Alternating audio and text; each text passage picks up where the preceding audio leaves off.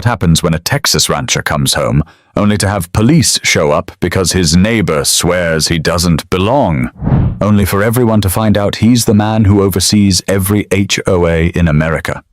Lawrence Duvall didn't expect trouble that Friday afternoon.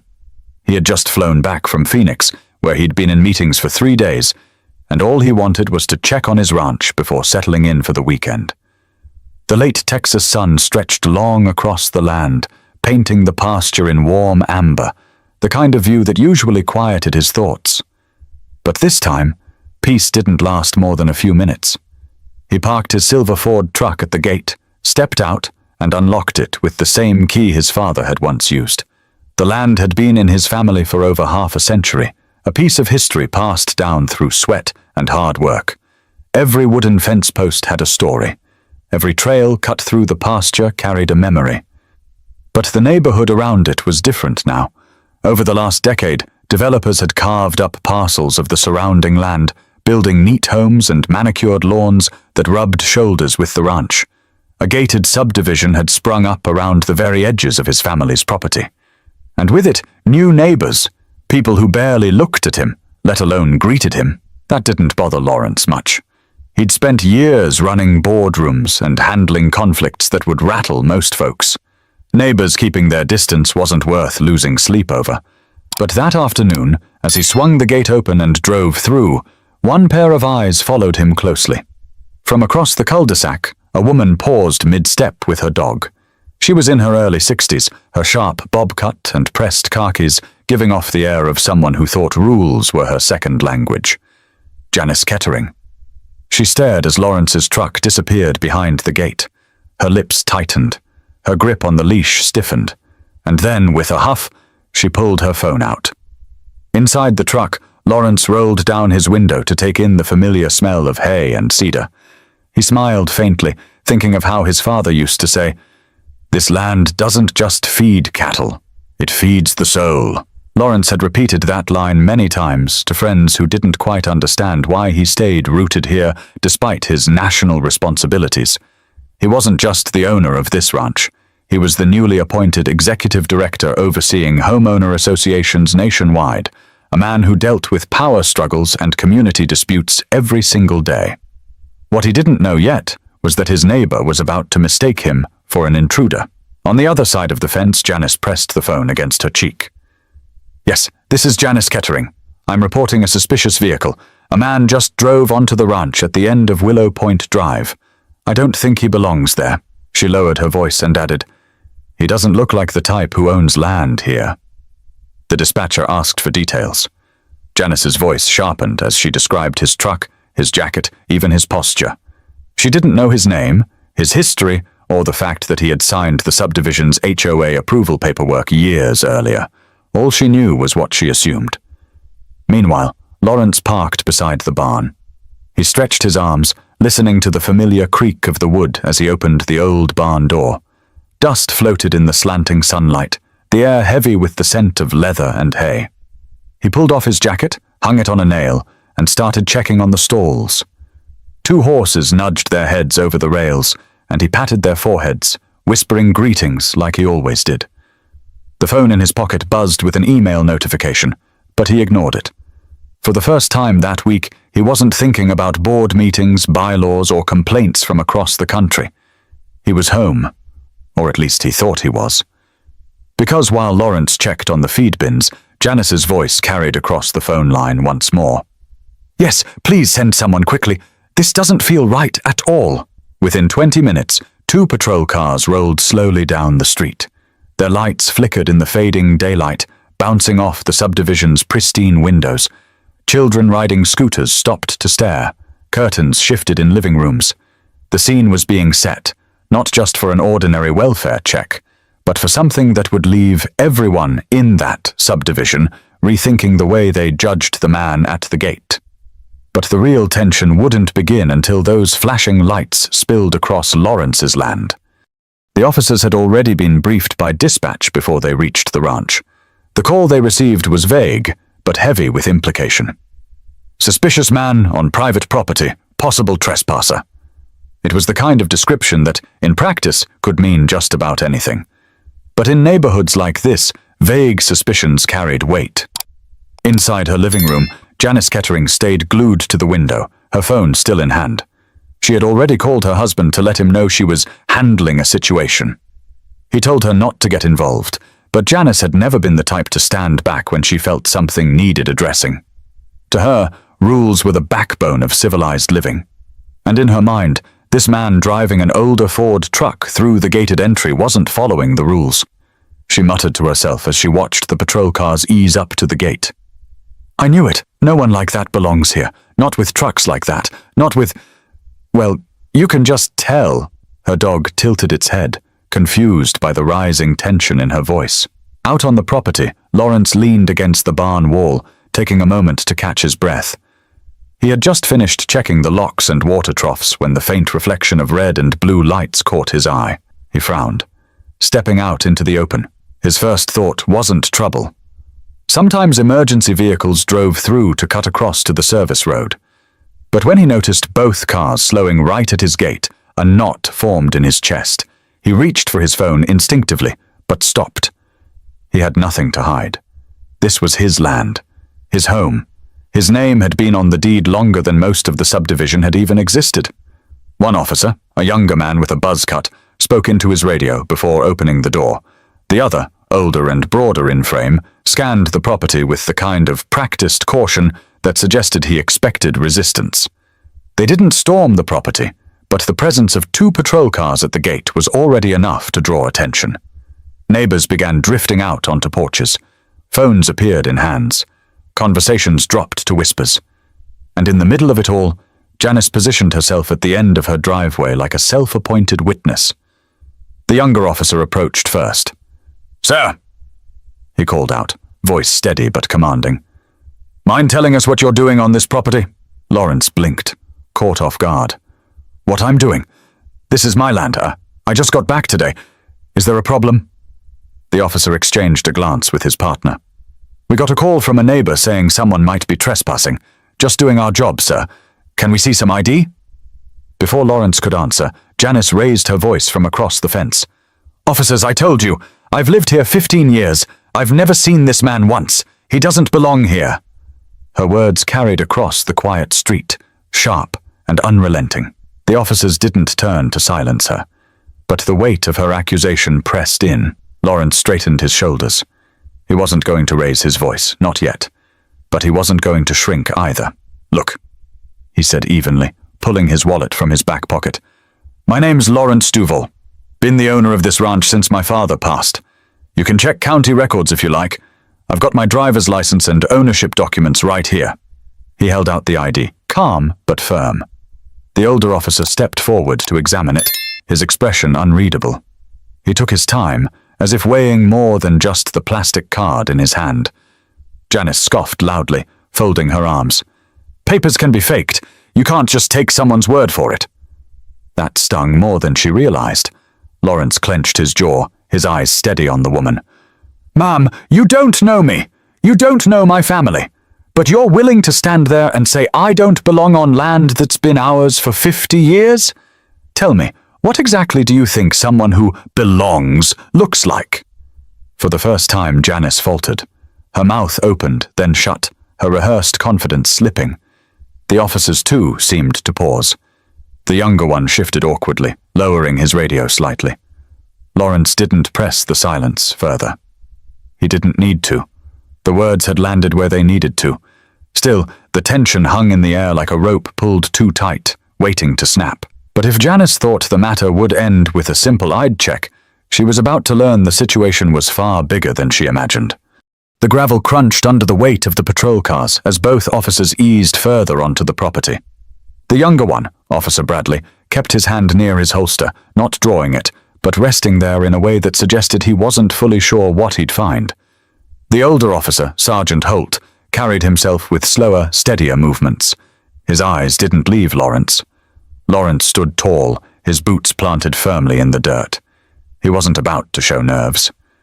Still, there was a heaviness in the air, the kind that comes when you realize you're suddenly the center of a story you didn't start.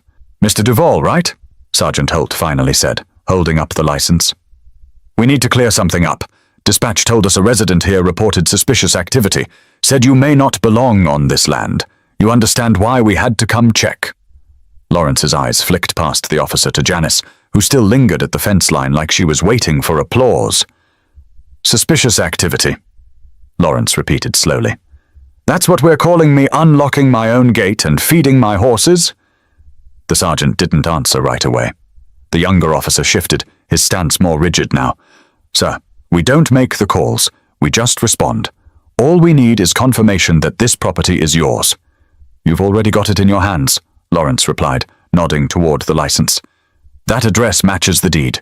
This barn, that pasture, every acre is mine. My father worked this land until the day he passed. I carried it after him. What more do you need?" Janice's voice sliced through the exchange. "Officers, don't be fooled. Anyone can say they own land. I've never seen this man once in 15 years. Do you mean to tell me someone owns acres of prime property and just disappears? Doesn't add up." Lawrence exhaled sharply, disbelief flashing across his face. "Disappear? Lady, I travel. I work across the country. That doesn't erase 50 years of family ownership." He turned back to the officers. "You see what this is, don't you? She didn't call you because someone broke in. She called because I came back." The younger officer's jaw tightened. The sergeant, however, studied Lawrence with a look that suggested he understood more than he let on. Still, procedure was procedure. "Do you have proof of ownership on you, sir? Paperwork? Deed? Tax bill? Anything like that?" Lawrence raised an eyebrow. "You mean, aside from the fact that my name is on the county's official database? You want me to carry property records every time I walk into my own barn?" His voice didn't rise, but the weight behind it was unmistakable. The officers said nothing. The silence stretched too long, broken only when Janice piped up again. "See? He doesn't have it. He's bluffing." Lawrence turned his full attention to her then, stepping closer to the fence. His voice was calm, steady, and aimed directly at her. "Bluffing? You think a man in his 50s, standing on the land he's tended since he was a boy, is bluffing about who he is? Tell me, Mrs. Kettering, what kind of neighbor decides a person doesn't belong before even knowing their name?" Her mouth opened to fire back, but for once words didn't come so easily. The crowd of neighbors gathering behind her didn't help either. A few had their phones raised, recording. Others whispered, torn between siding with Janice's certainty and the unease of realizing they might be watching a mistake play out in real time. Sergeant Holt finally broke the silence. "Mr. Duvall, I'm not saying you need to carry documents everywhere you go, but for the sake of clearing this call, if you've got anything, utility bill, property record, something with your name tied to this address, we can put this to bed right now." Lawrence sighed, pulling his truck keys from his pocket. "Fine. Give me a minute." He walked toward the cab of his truck, every eye following him, the barn door creaking shut behind him. Inside the truck, he reached into the glove compartment where he kept a folder of documents for situations just like this. Insurance papers, tax statements, ranch supply invoices. He didn't keep them there out of paranoia. He kept them because experience had taught him moments like this weren't rare. He stepped back toward the officers, holding out the folder. His movements were deliberate, his gaze never leaving theirs. "Here, every bit of proof you'll ever need. Though I shouldn't have to provide this just to stand on my own land." Sergeant Holt flipped through the papers slowly, nodding. The younger officer leaned over to glance, his posture softening slightly. The truth was in black and white, stamped and signed by the county itself. Lawrence crossed his arms, his voice steady but sharper now. "So, officers, are we done here? Or do I need to keep proving myself while my neighbor insults me in front of the entire subdivision?" The sergeant closed the folder, his eyes lifting to meet Lawrence's. There was no mistaking it now. The man standing before them belonged here. But Janice wasn't ready to let the matter die, and her next words would push the entire encounter to a breaking point. Janice's face was turning red. Her jaw worked as if she were chewing over words she knew wouldn't land well but felt too self-righteous to hold back. The moment Sergeant Holt handed the documents back to Lawrence, she barked out, "Papers can be doctored. I don't care what he shows you. This doesn't feel right. No one in this community has ever seen him before. Why now?"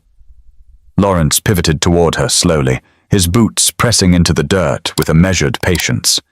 He didn't raise his voice, but each word cut through the air sharp enough to stop a few whispers among the neighbors. Why now? Because I travel. Because my work takes me out of state for days at a time. And because I don't feel the need to knock on your door to validate my existence every time I come home. The younger officer, Bradley, cleared his throat. Mrs. Kettering, the documentation checks out. His name, the address, tax records all match. He has every right to be here. Janice didn't budge. Well, I want to know what kind of work keeps a man gone so long that his neighbors don't know him. He says he owns this ranch, fine. But who really knows? What's he hiding? Lawrence's eyes narrowed. He wasn't angry yet, but the weight of years of moments like this pressed behind his stare. You want to know what I do? He asked evenly. I manage homeowner associations across the country. Every single rule you've ever complained about, every covenant you've cited, I oversee them. When people say they don't like HOAs, I'm the one they're really talking about. Surprised to find out your neighbor is the man who signs off on the very bylaws you live under. Gasps rippled through the small crowd. A few neighbors exchanged glances, suddenly aware this wasn't just some landowner. Lawrence wasn't exaggerating. His name carried authority in the world of homeowner associations, a world Janice thought she ruled with her clipboard and stern voice at every local meeting. Janice blinked, stunned for a moment, but quickly recovered. You expect us to believe that? If you were really in charge, you'd have introduced yourself at the HOA meetings. People with that kind of authority don't stay invisible. Lawrence gave a humorless laugh. Invisible? That's what you call it? Or is it easier for you to assume someone doesn't belong rather than ask who they are? I didn't attend the meetings because this is my home, not my stage. I don't owe anyone in this subdivision a performance to justify my name on that deed. The silence that followed was heavy. Even Officer Bradley shifted uncomfortably. For the first time, Janice looked less confident, but her pride wouldn't let her back down. Officers, she pressed. You should run his ID anyway. Make sure he doesn't have priors. If he's telling the truth, then it shouldn't matter. If he's hiding something... Lawrence cut her off, his voice still calm but edged with steel. Now you want to dig into my record? You think because you don't recognize the man who owns the ranch, he must be a criminal?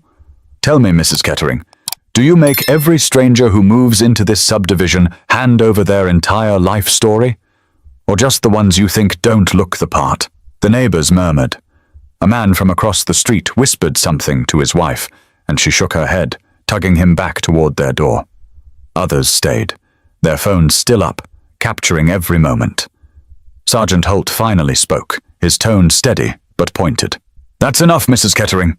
We've confirmed Mr. Duvall's ownership. There's no cause to continue pressing. The call was for suspected trespassing, not to put his life under a microscope. Janice's face twisted with disbelief. So you're just going to let him waltz around with no accountability? That's how rules get broken. Lawrence looked at her, then at the officers, then back at the neighbors watching in silence. Rules don't get broken because someone came home to their own land. Rules break when people weaponize them to keep others out. And let me remind you, I know more about rules than anyone standing here tonight. The crowd reacted again, this time with less shock and more recognition. Some nodded faintly, realizing how badly Janice's accusations were backfiring. Sergeant Holt handed Lawrence back the folder of documents. Mr. Duvall, we appreciate your patience. From what I see here, you're clear. There's no legal issue. Lawrence took the folder, his voice lower now but steady. There never was a legal issue.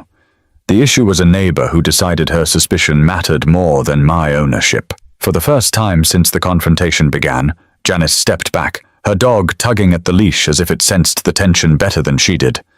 But she wasn't finished. Not yet.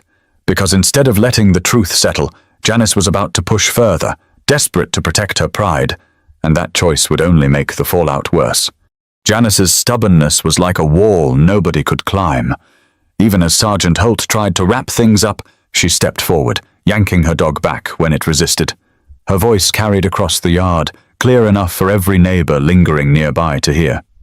This isn't about me being unreasonable, she snapped. This is about protecting our neighborhood. We've worked hard to keep standards here. And now someone waltzes in after years away, claiming ownership and expects us to just accept it? No, that's not how it works. Lawrence closed the folder of documents in his hand and rested it against his side. He had learned in boardrooms and public hearings that sometimes silence had more power than words. He let her talk. He let her dig her own trench deeper with every sentence. The younger officer, Bradley, shifted on his feet, visibly uncomfortable. "Mrs. Kettering, like the sergeant said, this matter is closed. His paperwork is legitimate. He's not trespassing. We can't treat him like a suspect just because you don't like the way things look."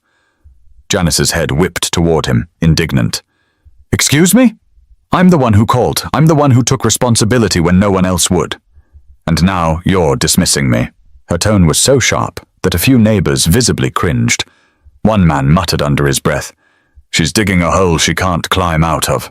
Lawrence finally spoke, his voice calm, almost too calm. "Mrs. Kettering, let me ask you something. When was the last time you walked this property? The last time you cared for the pasture, or checked on the barn, or fed the horses inside it?" She blinked at him, caught off guard. "That's not my responsibility." "Exactly," Lawrence said, stepping forward. "It's mine. Always has been. And yet, you stand here trying to strip me of something you never built, never maintained, never owned. What gives you the right to demand I prove myself on land that's carried my family's name for half a century?" The crowd shifted again. The murmurs were no longer against Lawrence. They were turning on Janice. Some neighbors crossed their arms, their faces hard with disapproval. Others whispered openly about how far she was taking things. Sergeant Holt raised a hand. "All right, let's de-escalate. Mrs. Kettering, you filed a report, we investigated, and we found no crime. That's where this ends." But Janice wasn't ready to stop. She jabbed a finger toward Lawrence. "If you really are who you say you are, then prove it. Tell us why we've never seen you. Tell us where you've been. Tell us why you think you can just stroll back into this community like you're above the rest of us." Lawrence's shoulders straightened. The sergeant sighed under his breath, but Lawrence spoke before anyone could cut him off. "You want to know where I've been?" he said, his voice louder now, carrying across the subdivision. "I've been in Phoenix, in Dallas, in Sacramento, handling meetings and disputes you couldn't imagine. While you've been complaining about paint colors and lawn heights, I've been making decisions for thousands of communities across this country. I don't just live under HOA rules. I write them. I don't just attend meetings. I lead the national organization that governs them." The silence that followed was electric. Phones recording in the crowd zoomed in. The weight of his words sank in like heavy rain. Janice's mouth opened, but for the first time, nothing came out. She looked around as if expecting someone, anyone, to back her up. But the crowd had shifted. A few neighbors even nodded at Lawrence, whispers carrying fragments like, "He's serious, he really is in charge." And, "She picked the wrong fight." Sergeant Holt raised his eyebrows, surprised. "You're the director?" Lawrence nodded once. "Executive director. Every HOA in the country reports up through my office. Every policy, every dispute, every complaint about weeds or mailboxes, I oversee it. So before you accuse me of not belonging, maybe consider that you've been living under rules I approved long before you ever dialed 911 tonight." The younger officer let out a low whistle under his breath. "That's something," Janice, red-faced, tried to recover. Well, even if that's true, you should have made yourself known. That's just common courtesy." Lawrence gave a dry laugh. "Courtesy? You called armed officers on me without even asking my name. You want courtesy, Mrs. Kettering? Courtesy starts with respect, and respect is the one thing you didn't show me tonight." The crowd reacted again, louder this time. Some neighbors lowered their phones, shaking their heads at Janice. The balance of the confrontation had shifted entirely. Sergeant Holt straightened his stance. "Mrs. Kettering, we've heard enough. You made your call, but this matter is closed. Mr. Duvall has proven ownership beyond question. We're not dragging this any further." For the first time, Janice's face betrayed something new. Not just anger, but embarrassment. Her dog tugged at the leash again, and she yanked it back with more force than necessary. She didn't speak. She just stood there, her authority crumbling under the weight of her own choices. Lawrence turned toward the officers. "Are we done here?" Holt nodded. "We're done." But while the officers were satisfied, the neighbors weren't finished processing what they'd just witnessed, and the fallout was about to spill into the entire community. The crowd along Willow Point Drive wasn't dispersing the way it usually did after a call like this. Normally, when patrol cars left, people went back inside, muttering about, "What a mess," or "better safe than sorry," but not tonight. The neighbors lingered, caught between fascination and discomfort. Phones were still pointed, recording what was left of the standoff. Lawrence stood near the barn, the papers still in his hand, while Janice shifted nervously at the curb. Her shoulders hunched, her jaw clenched, but her eyes darted from one neighbor to the next, searching for someone to back her up. She found none. A woman from 3 houses down, tall with silver hair pulled into a bun, finally broke the silence. "Janice," she called across the road, "maybe you ought to leave it alone. He's right, this land's been Duvall property longer than any of us have lived here." Janice snapped back. "How would you know? You don't have proof either." The woman shook her head. "I've lived in this county for 30 years. Everybody knows the Duvall ranch. Your fight's with your own assumptions, not with him." That simple statement hung in the air heavier than the flashing lights that had just shut off. Neighbors whispered louder now, the balance of the moment shifting further toward Lawrence. Officer Bradley leaned toward his sergeant, voice low but audible. "You realize this is all on video, right? If this goes online, it's going to be ugly." Holt gave a weary nod. "Yeah, ugly for her, not for him." Lawrence finally turned to face the small crowd. He wasn't trying to grandstand, but something in him knew this was bigger than a private dispute now. The humiliation Janice had tried to pin on him had flipped back in her direction, and people were watching. "You all want the truth?" he said, raising his voice just enough to carry across the fence line. "Here it is. My name is Lawrence Duvall. This land has been in my family for over 50 years. My father worked this soil until his hands were calloused and his back was bent. When he passed, it came to me. I've been away because my job takes me across the country. I'm not hiding. I'm not trespassing. I'm living on what's mine." He paused, scanning the faces before him. Nobody moved. Even Janice stayed frozen, her eyes wide, as if she'd never expected him to speak so openly. "And since Mrs. Kettering brought it up," he continued, "let me make something else clear. I'm not just any property owner. I'm the executive director of the National Homeowners Association Board. Every HOA across the United States answers up the chain I oversee. That means the same rules Mrs. Kettering throws around in this neighborhood? They're approved by my office. So if she thought she could shame me tonight, all she's done is embarrass herself in front of her neighbors and the very system she claims to defend." A ripple of reaction spread through the crowd. Someone whistled softly. A man chuckled under his breath. Another whispered, "That explains a lot." Janice's cheeks flushed crimson. "That doesn't excuse—" she began, but Lawrence cut her off, his tone firm but not cruel. "No, it doesn't excuse you. You made a call to the police because you assumed I didn't belong. Not because you saw me breaking in, not because you saw me stealing, just because I didn't look familiar to you. That assumption could have gone a lot worse if things had played out differently. Think about that the next time you feel entitled to decide who does and doesn't belong." The silence that followed was so heavy, even the evening cicadas seemed to fade. The crowd wasn't just watching anymore. They were judging, and this time, their judgment wasn't aimed at Lawrence. Sergeant Holt shifted his weight, clearly ready to put the situation to rest. "Mr. Duvall," he said respectfully, "everything checks out. We'll file the report as cleared. Sorry for the disruption." Lawrence gave a small nod. "I appreciate that, but don't apologize to me.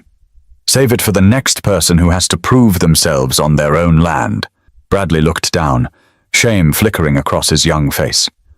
Holt gave a slow nod of agreement. Janice, though, couldn't stand the silence anymore. She blurted, Well, I was just being cautious.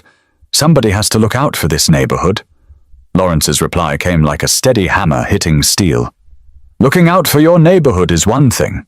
Targeting people you don't recognize is another. There's a line, and you crossed it. The only person who needed protection tonight was me. From your accusations." The woman with the silver bun stepped forward from the crowd. "He's right, Janice. You owe him an apology." Janice stiffened, her lips pressed tight. She didn't say it. She couldn't. Pride locked the words in her throat. She tugged her dog and muttered something under her breath as she stepped back toward her porch. Neighbors parted slightly as she passed, no longer rallying behind her, but watching her retreat with quiet disapproval. Lawrence watched her go, then turned back toward the barn. His voice was lower now, directed more toward himself than anyone else. All this for coming home, but the night wasn't over, because the neighbors who had witnessed everything weren't about to let the incident fade quietly into memory. As the officers began heading back toward their patrol cars, the energy in the neighborhood didn't settle. It thickened. People weren't going inside. They weren't ready to close their blinds and pretend they hadn't seen what just happened. They wanted answers, maybe even a confrontation. But this time, not aimed at Lawrence. A couple from across the street, Robert and Melinda Hayes, were among the first to step closer. Robert, a man in his late 50s with a baseball cap tugged low, spoke carefully. "Mr. Duvall, Lawrence, I'll be honest, I didn't know you were the one who owned this ranch. I just knew it was part of the old Duvall land. My father used to talk about how your family raised cattle out here back in the day." Lawrence nodded once, his tone even. "That's right. My father started it when he came back from Vietnam. Kept it running through droughts, floods, and just about everything else. I've done my best to keep it going."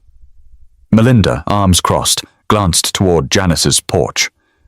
"I think most of us owe you an apology. Maybe not with the words she used, but with silence. We saw you drive through that gate plenty of times before and just never said anything. Some folks whispered.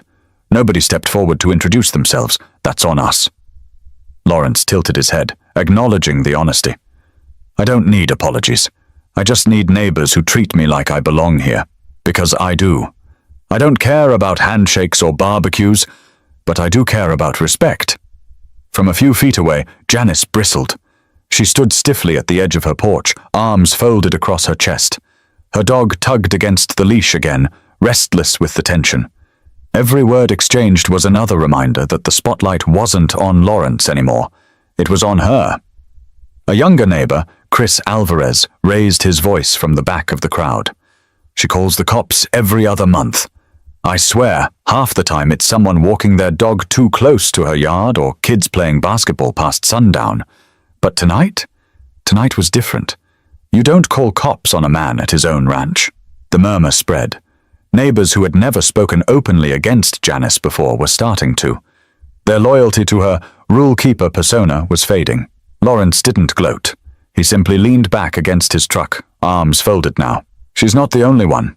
Lots of people around the country are quick to pick up a phone when they could just start with a question. 'Hey, sir, do you live here?' That's all it would have taken. But suspicion was easier." Janice's voice finally cracked through the whispers. "Don't make me the villain here. I was protecting my community." This time it wasn't Lawrence who answered her. It was Robert Hayes. He pulled off his cap, ran a hand through his graying hair, and said bluntly, "Protecting your community doesn't mean humiliating someone. You embarrassed all of us tonight, Janice. Not him. Us. Because the truth is, you didn't protect anything. You just exposed your own bias." The silver-haired woman from earlier chimed in, her voice louder than before. "And let's be honest, if it had been someone you knew, you never would have called. This wasn't about safety. It was about judgment." The words stung more than any accusation Lawrence could have made himself. Janice's face went pale beneath the porch light. Her lips parted as if she had a rebuttal ready, but nothing came out. The officers, now standing by their cars, watched with quiet interest. Sergeant Holt muttered under his breath to Bradley, "Community's policing itself now. They don't need us." Bradley smirked. "About time." Lawrence looked at the crowd again, his voice steady, but carrying the weight of the moment. "I'm not here to make enemies. I've got enough of those in my line of work. I came back to tend to my ranch, just like I've always done. You all don't have to like me, but I won't tolerate being treated like a stranger on my own land. That ends tonight." The group was silent, not because they disagreed, but because his words rang with something undeniable. For many, it was the first time they'd heard him speak beyond a passing hello, and it was the first time they realized how wrong it had been to ignore him all these years. Janice, sensing the crowd wasn't going to defend her, tugged her dog toward the door. But before stepping inside, she turned sharply, voice shaking with frustration. "Don't think this changes everything. Respect isn't earned in one night." Lawrence didn't miss a beat. "You're right," he replied. "Respect is earned over years, which is why you should have realized my family already earned it long before you moved here." Her door slammed shut, the sound echoing across the subdivision like the closing act of a scene nobody wanted to watch, but everybody needed to. Neighbors lingered, trading looks, murmuring under their breath. For the first time, it wasn't Lawrence they were whispering about, it was Janice. But while the neighbors had plenty to say among themselves, the officers weren't leaving just yet. They had their own words for Lawrence once the crowd thinned out. By the time most of the neighbors had slipped back into their homes, the air outside had cooled, but the tension still clung like humidity. Porch lights flickered on, doors shut, curtains were tugged closed. Only a handful of people lingered in quiet clusters, still whispering about what they had just witnessed.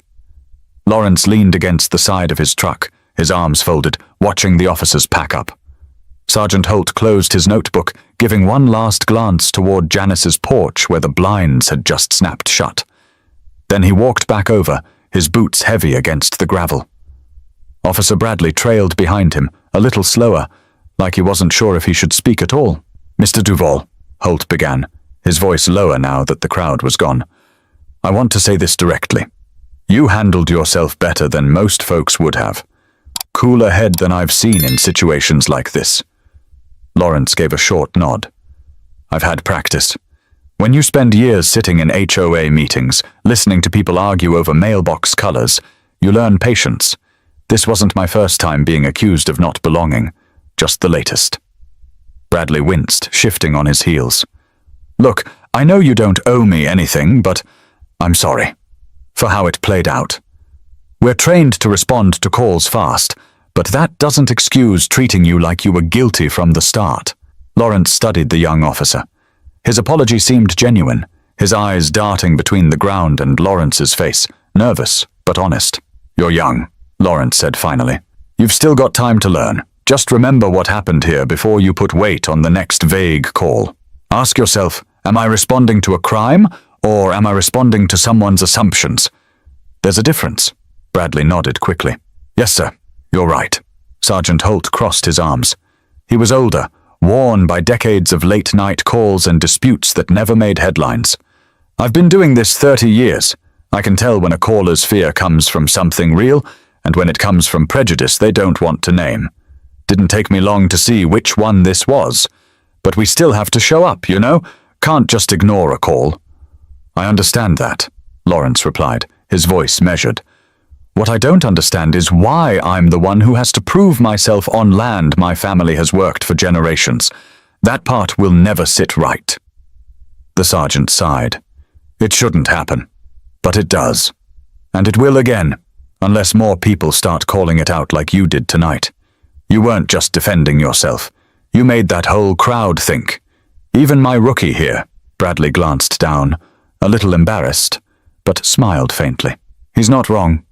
I'll be thinking about this one a long time." Lawrence shifted, running a hand across the folder still tucked under his arm. "What you saw tonight is what I deal with in boardrooms, on calls, in hearings. People who think rules are weapons to use against others. I spend my career reminding them rules are supposed to build communities, not tear them apart. Tonight wasn't different, just more personal." For a long moment, the three men stood quietly, the cicadas finally filling the silence the crowd had left behind. Holt finally broke it. "You don't owe me your time, but I'd like to come by again sometime. Off duty. Not as a cop, just as a neighbor. I'd like to hear more about your father's ranch. Seems like the kind of history worth knowing." Lawrence's expression softened slightly. "History only matters if people are willing to listen. You're welcome to come by. Maybe you'll understand why I don't take kindly to someone trying to write me out of my own story." Holt gave a respectful nod, then turned back toward the patrol cars. Bradley lingered a moment longer, then added quietly, "Mr. Duvall, for what it's worth, I think you taught this whole street more in an hour than half the HOA meetings ever could. Lawrence chuckled lightly at that, shaking his head.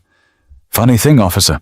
Most people hate HOA meetings, but tonight, everyone got one they'll remember. Bradley smiled faintly, gave a small wave, and followed his sergeant back to the car. The engines started, headlights sweeping across the dirt drive before fading as they turned back toward the subdivision. Lawrence stood there alone again, the barn looming quiet behind him. The horses shifted softly in their stalls. He exhaled long, the tension finally draining from his shoulders. He'd handled the storm, but he knew this wasn't the end of it.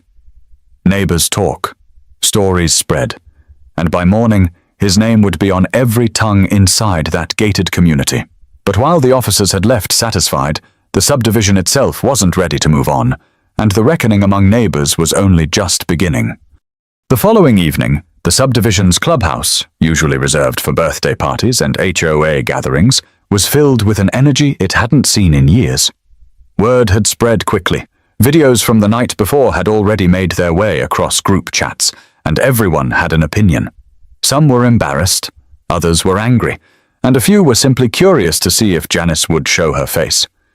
She did. Janice sat in the front row with her arms crossed tightly over her chest, lips pressed into a thin line. The same air of authority she usually carried was cracked now, but she refused to show weakness. In her mind, the neighborhood had misjudged her. She was determined to remind them why she was always the loudest voice at HOA meetings. Lawrence wasn't planning to attend. After all, he hadn't been invited.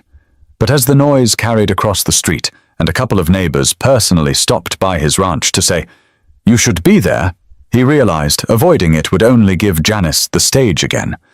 So he walked into the room 20 minutes late, boots still dusty from working the barn, and the chatter dimmed the moment he appeared. All eyes shifted. Some neighbors looked relieved. Others leaned forward, eager to see what would happen next. Janice's face tightened. The HOA president, an older man named Walter Klein, cleared his throat. "Thank you all for coming. I think we all know why we're here. There was an incident last night that has stirred up this community more than anything in recent memory. Before this room breaks into finger-pointing, I'd like to give both sides a chance to speak." Janice was on her feet before he finished. "I don't need to explain myself," she declared, her voice louder than necessary. "I did what any responsible neighbor would do. I saw someone I didn't recognize on private land, and I called the police. That's it. That's my job as a resident who cares about safety." Several neighbors groaned quietly. A woman near the back muttered, "That's not what happened." Walter tried to calm the room. "Janice, thank you. Mr. Duvall, would you like to respond?" Lawrence didn't move right away. He looked around the room, scanning the faces, before finally stepping forward. He didn't raise his voice. He didn't need to. "I'm not here to argue with Mrs. Kettering," he began, his tone steady. "What happened last night speaks for itself. I drove through the gate of my own ranch. Within minutes, police were on my property. And why? Because a neighbor decided I didn't look like I belonged. That's not safety. That's suspicion. And there's a big difference." Murmurs rippled across the room. Someone whispered, "He's right," while another neighbor shifted uncomfortably in their chair. Lawrence continued, "I showed proof. I showed respect. But that wasn't enough. Because the truth is, some people will never be satisfied until you prove yourself again and again, no matter how many times your name's already on the deed. That's not protecting a community. That's tearing one apart." Janice shot up again, unable to stay silent. "You're twisting this. If you'd bothered to attend a single HOA meeting, if you'd made yourself known, this wouldn't have happened. You hid from us." Lawrence's eyes fixed on her. "I didn't hide. I worked. I traveled. I provided for my family and kept this ranch alive. My responsibility isn't to satisfy your curiosity. It's to maintain what my father built. And whether you like it or not, I'm also the person who oversees every HOA in this country. The very system you claim to defend answers to me. You think I don't understand community? Community is my life's work. But community only works when people lead with respect, not suspicion." The room erupted. Some neighbors clapped softly, others raised their voices in agreement. Robert Hayes stood up. He's right. We've all let Janice run these meetings like she's the sheriff of the subdivision. Last night showed us how far it's gone. That wasn't about rules, that was about pride. Janice's face flushed. You're all turning against me because of one mistake. Walter Klein finally interjected, raising his hands. Enough. This isn't about tearing each other down, it's about learning. What happened last night reflects poorly on all of us, not just Janice. We should have known Mr. Duvall better. We should have made the effort. That's what community means. Silence followed his words. Even Janice couldn't immediately argue back. Lawrence glanced around the room, then said quietly, I don't need apologies. I don't need sympathy. I need neighbors who recognize that respect isn't something you give selectively. If you're willing to give it to one person, you owe it to everyone. For once, nobody disagreed. Heads nodded. Conversations hushed. Janice sank slowly back into her chair, her authority slipping further with every passing second. But the true weight of the night wasn't just in Janice's humiliation, it was in the lesson that spread across that room, one that would stick with the entire neighborhood long after the meeting ended. When the meeting wrapped up, people lingered in the clubhouse longer than usual. Some walked over to Lawrence, offering handshakes and quiet words that carried more sincerity than small talk ever could. A few admitted they'd been guilty of ignoring him for years, letting Janice's voice drown out their own silence. Others simply said, Glad you're here, before heading home. Janice slipped out quickly, her dog tugging her toward the exit, but the sting of the night clung to her like a shadow. She didn't say another word, didn't dare look Lawrence in the eye. Pride kept her back stiff, but her retreat was enough proof that the weight of her actions had finally caught up to her. Lawrence didn't celebrate. He didn't feel victorious. What happened hadn't been a win. It was a reminder, a heavy one, that prejudice rarely announces itself with honesty. It hides in suspicion, in whispers, in assumptions dressed up as concern for the community. And until people called it out, it would keep surfacing, over and over. Later that evening, Lawrence walked the length of his ranch. The night was still. The barn lights glowed faintly. The horses shifted softly in their stalls. The land stretched out under a quiet sky, just as it had when his father worked it years ago. He paused by the gate, the same one Janice had watched him pass through with suspicion the day before. He leaned against the fence and let the weight of the day settle. The officer's words replayed in his mind, the neighbor's murmurs, the silence that followed his own. All of it swirled together into one truth he couldn't ignore. Respect. That was what it boiled down to. Not rules, not titles, not paperwork. Respect. It cost nothing, but its absence could cost someone everything. His phone buzzed with a new email, another HOA matter waiting for him miles away in a different state. But he let it sit. Tonight wasn't about policies or disputes. Tonight was about something bigger. He thought about what he might tell the people who would eventually watch the videos captured by neighbors' phones, the ones already spreading online, the ones that would no doubt spark debates far beyond Willow Point Drive. He imagined himself saying, Before you judge who belongs, ask yourself why you think you get to decide. Before you assume the worst, ask a name, a question, anything but suspicion, because one false call can change someone's night, or their life. The cicadas droned on. The land breathed with him, and he felt the steady pulse of belonging that no neighbor, no phone call, no police cruiser could erase. As he finally turned back toward the house, Lawrence knew the story wasn't over. People would keep talking. Some would defend Janice, others would condemn her. But what mattered wasn't the gossip. It was the lesson. Because in the end, communities don't survive on rules alone. They survive on trust, on kindness, on respect that runs deeper than paperwork and appearances. That's what his father had taught him, and that's what he hoped his neighbors had finally learned. And maybe, just maybe, the next time someone in that subdivision saw a face they didn't recognize, they'd start with a question instead of a call. So if you've followed this story to the end, let it stay with you. Think about the assumptions you carry, the snap judgments you might make. And the next time you're tempted to decide someone doesn't belong, stop, ask, respect. Because respect doesn't just change neighborhoods, it changes lives. If this story resonated with you, don't forget to subscribe for more stories like this one, stories that remind us of the weight of respect and the cost of forgetting it.